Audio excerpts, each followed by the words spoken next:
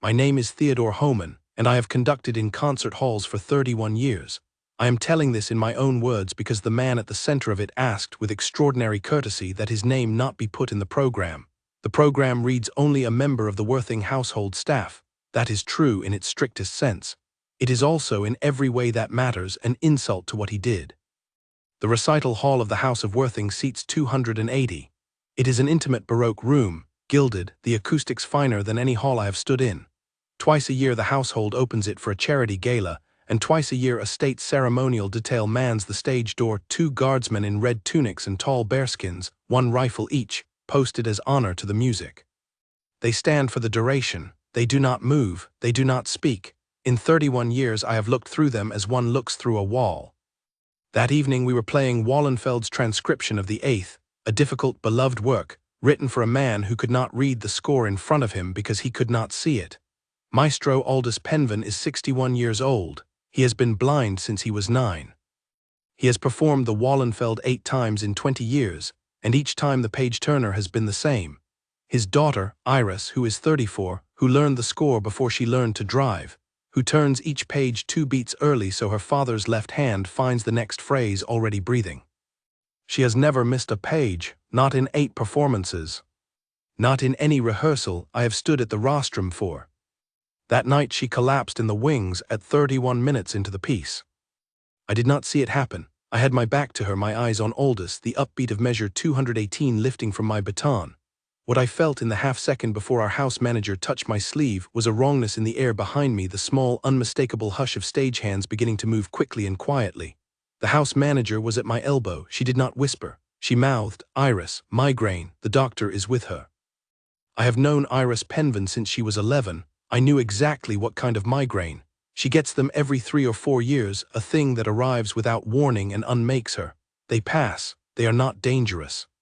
They are simply not survivable on a stage. 90 seconds, that was what I had. The piece moves through a passage of unpredictable bar lengths at measure 226, 8 bars of a virtuosic transcription, originally orchestral, that runs counter to itself in a way no pianist alive plays without the page.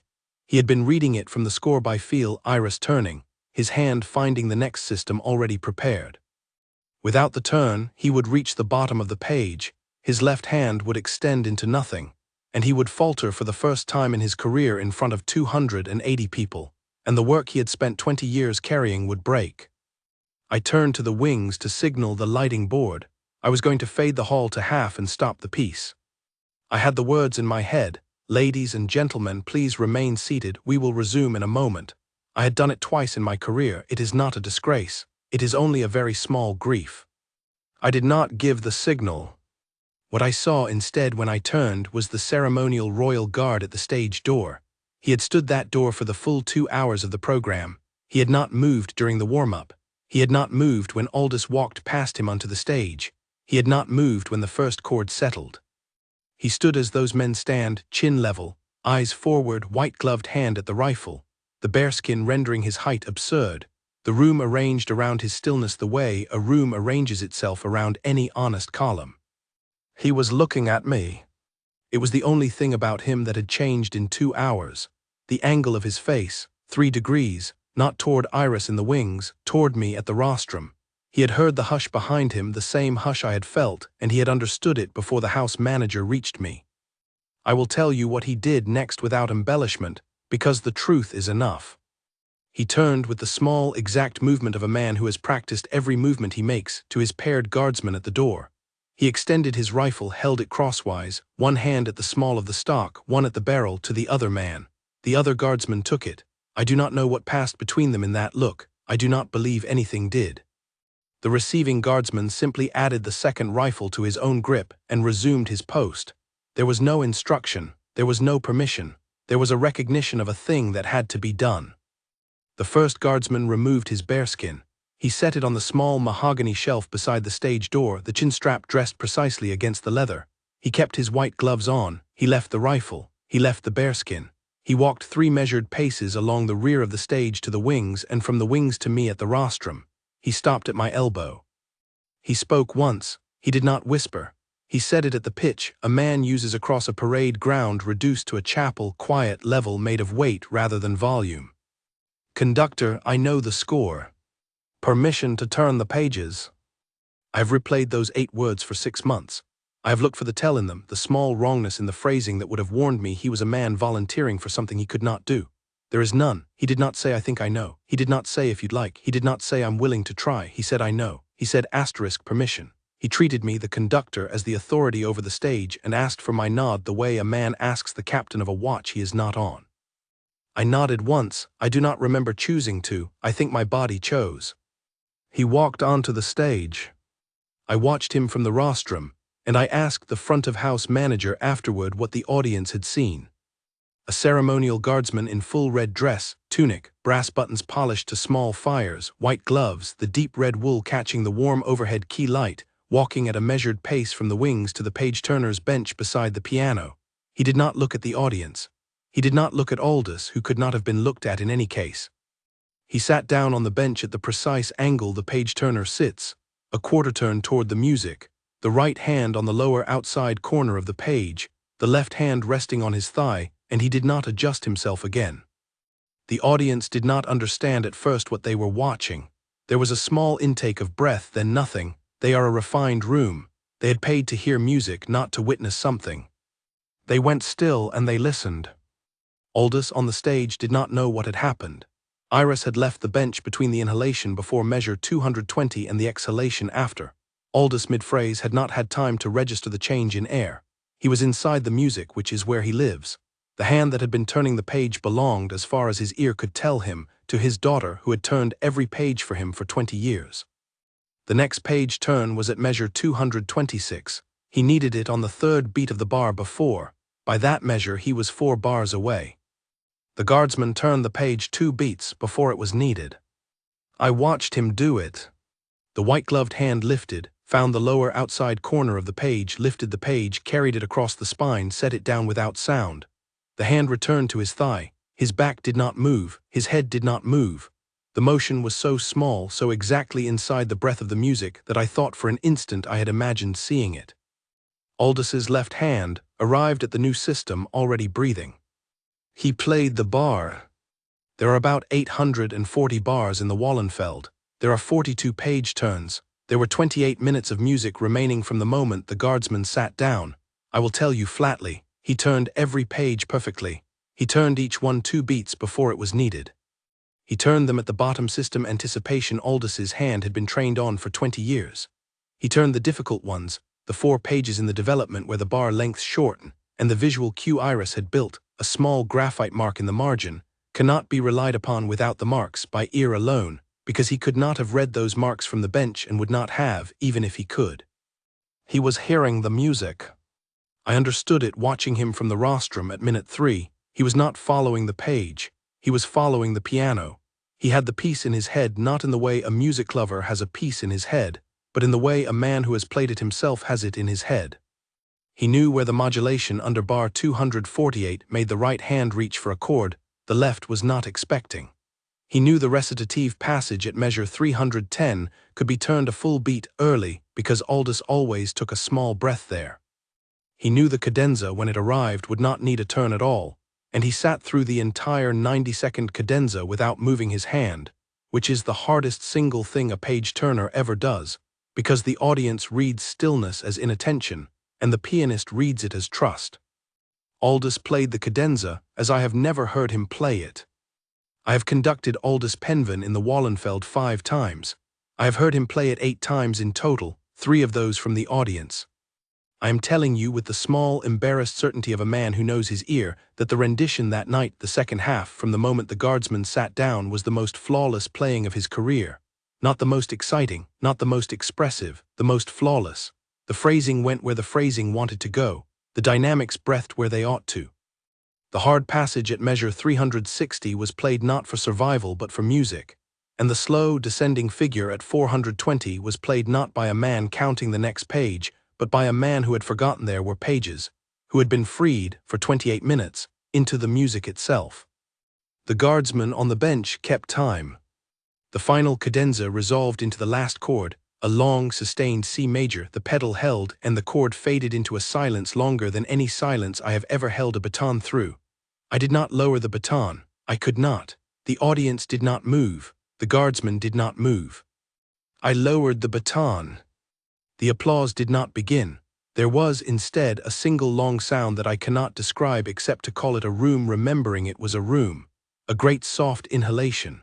Then a standing ovation that lasted, by my house manager's watch, 14 minutes. Aldous stood, he bowed. He gestured to the bench beside him without turning his head, because his courtesy is reflexive and he had been brought up to acknowledge the page-turner first. His hand found the bench. There was, instead of a page-turner there, no one. The guardsman had already risen, already begun the measured walk back across the stage, already returned to the wings, already returned to the stage door. He retrieved his bearskin from the small mahogany shelf. He fitted it. He received his rifle back from his paired guardsman. He resumed his post at the door. He stood as those men stand. He did not look at the stage. He did not look at the audience. The angle of his face went back to chin level, eyes forward. He had been on the bench, by my count, for 28 minutes and 11 seconds. He had been a page-turner. Now he was a guardsman at a door. The applause did not flag. It moved as ovations move when an audience does not know quite what it has witnessed. Half of them, I think, believed they had seen a member of the household stand in. The other half believed they had seen something they would not be told. I made the post-recital remarks. I named Aldous, of course. I named the late composer. I named the foundation the gala supported. I named, when I came to the page-turner, only a member of the Worthing household staff who has graciously stood in this evening. I did this because, while the guardsman had walked off the stage, he had paused at the wings, paused at my elbow as he had paused before, and said one further sentence in the same quiet, level voice. "Conductor, with respect, I would prefer no name." I nodded. He returned to the door. I went backstage. Iris was sitting up by then, pale, mortified, her hand at her temple, the house physician beside her. She had heard the second half of the recital from the green room. She had heard it perfectly, she said. She had heard every page turn, and she had not understood how. She wept a little when I told her. She asked me who. I told her what the man had asked. She nodded. She is her father's daughter. She understood at once. Aldous, when I went to him in his dressing room, sat in the chair the household provides, his coat still on, his hands folded in his lap in the particular stillness he has after a performance, the stillness of a man whose instrument is his hearing, and who is letting his hearing come back from a long way off. He said when I sat down opposite him, "Theodore." "Who turned my pages?" I told him what I could. I told him a member of the ceremonial detail at the stage door had stepped forward and asked permission, in one sentence, and had then turned every page for the remaining 28 minutes by ear and from memory. I told him the guardsman had requested anonymity. Aldous sat for a long time. I have rarely seen him so quiet. Then he said, "Theodore, he played that piece before." I told him I had thought so as well. He said, "Not played. He has played it, on the piano. He knows the turns the way a player knows them, not the way a listener knows them. I want his name." I told him I had given the guardsman my word. Aldous nodded slowly. He said, "Then I will respect it, but I would like to send something. Will you carry it?" I said I would. He sent 3 days later a small silver bookmark, hand-engraved by a man he has used in the city for 40 years. The bookmark was the length of a page and weighed almost nothing. It was engraved on one side with a single line of cursive in the small, clean hand of the engraver that read, "For the man who knew when to turn." On the other side, in smaller letters, his initials and the date. He sent it to the regimental mess of the household ceremonial detail, addressed to no one. The card with it said only, "To the guardsman who stood at the stage door of the House of Worthing on the night of the recital, with my thanks. I am told because in the months since, I have made it my private business to find out, and the regiment's adjutant has been patient with me, that the bookmark reached the mess the same evening it was delivered.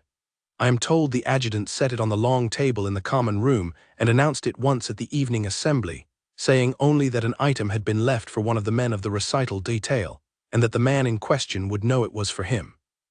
I am told the bookmark was gone, with quiet dignity, by morning. I have made it my private business to learn the rest as well. The guardsman was, before he was a guardsman, a pianist. He was, in his early 20s, a prize student at the conservatory in the capital, and had begun, with some critical attention, a soloist's career. He sustained an injury to his left hand at 26, a tendon, the small mechanical disaster that ends careers like his without ceremony, and the injury, after a year, healed enough to play but not enough to play *that. His father, a concert violinist who died young, had asked him, in the last conversation they had, to consider the regiment if music ever failed him. The guardsman, at 28, joined. He has stood ceremonial post for 14 years. His sergeants regard him as a man of unusual stillness. I have learned his name. I will not write it. I made my promise. He stands the door at the House of Worthing twice a year when the gala plays. He has stood it this past spring. He stood it without comment. The other guardsman at the door is a younger man who, I am told, has stopped being surprised by him. I am told that the silver bookmark sits on the small dresser in the guardsman's quarters at the regimental barracks, where the regulations permit one personal effect on the surface. Beside it, in a plain frame, is a photograph of his father holding a violin and smiling at the camera with the small private warmth of a young man who has just understood that his son will be musical. The dresser is otherwise bare. The bookmark catches the lamp light. The frame does not. When Aldous plays the Wallenfeld next spring, I will conduct. Iris will turn. The guardsman will stand at the door. Aldous and I have agreed quietly between us that we will not look at him during the performance. We will leave him his post. But the music we make that night will be made for him. He will know. He will not need to be told. He will hear in the second half the small, impossible exactness of a page turn arriving 2 beats early, and he will understand that we are, in the only way a hall of music understands such things, thanking him. That is the whole of it. I have told it as honestly as I can. The man at the center of it would not approve of my having told it at all, but he asked me, as a courtesy, to keep his name. He did not ask me to keep his silence. Some debts a hall does not get to discharge in silence.